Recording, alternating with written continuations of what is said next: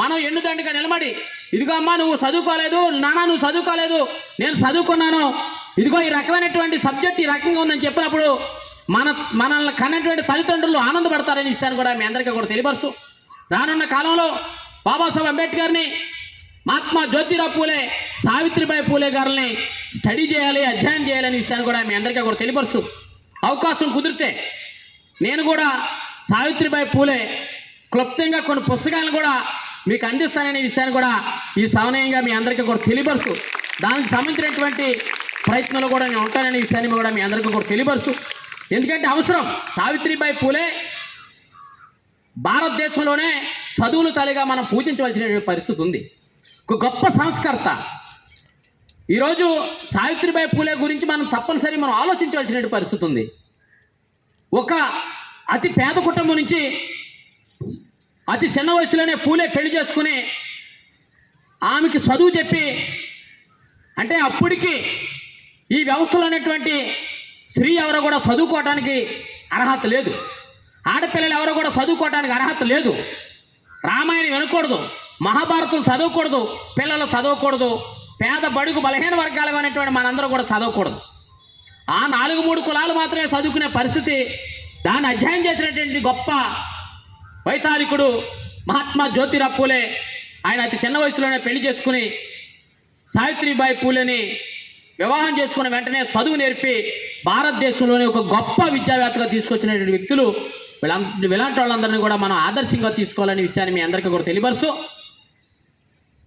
ఈ గొప్ప అవకాశంలో నాకు కూడా భాగం కల్పించినటువంటి సభాధ్యక్షుల వారికి, హెచ్ఎం గారికి, స్కూల్ యాజమాన్యానికి హృదయపూర్వకంగా అభినందనలు, ధన్యవాదాలు తెలియజేస్తూ, మీరందరూ కూడా చదవండి. విద్య అనేది ప్రధాన ఆయుధం. ఈ సమాజంలో మనం బతకమంటే, ఈ సమాజంలో రోడ్డు ఎక్కాలంటే విద్య. రోడ్డు ఎక్కిన తర్వాత అయ్యా ఇక్కడి నుంచి భీమవరం పోవాలి, ఆ ఇంగ్లీష్ బోర్డు ఏముందో చదవమని చెప్తే ఎవరినైనా అడిగితే ఎంత బాధ ఉంటుందో ఒకసారి ఆలోచించాలనే విషయాన్ని కూడా మీ అందరికీ కూడా తెలియపరుస్తూ, విద్య అనేది ప్రధాన ఆయుధం. మన జీవితాలు బాగోవాలంటే చదువుకోవాలనే విషయాన్ని మీ అందరికీ కూడా తెలియపరుస్తూ, గత ప్రభుత్వాల్లో టీచర్స్ అందరూ కూడా ఆనందంగా ఉండే పరిస్థితి, కానీ పిల్లలకి ఎవరికి కూడా సరైనటువంటి విద్య ఉండేది కాదు. రకరకాల కారణాలు, రకరకాల ఇబ్బందులు.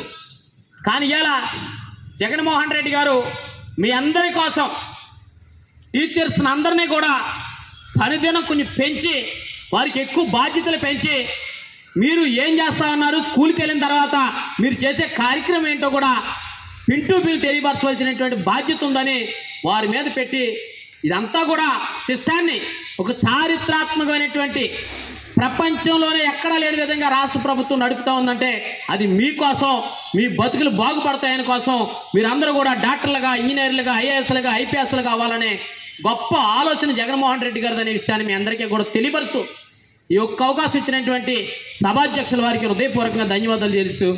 జై హింద్. మీ అందరికీ గణతంత్ర దినోత్సవ శుభాకాంక్షలు. చక్కటి సందేశం ఇచ్చినటువంటి పెండ్ర వీరయ్య గారికి పాఠశాల తరపున ధన్యవాదాలు తెలియజేస్తున్నాను. అలాగే ఎస్ఎంసీ చైర్మన్ గారు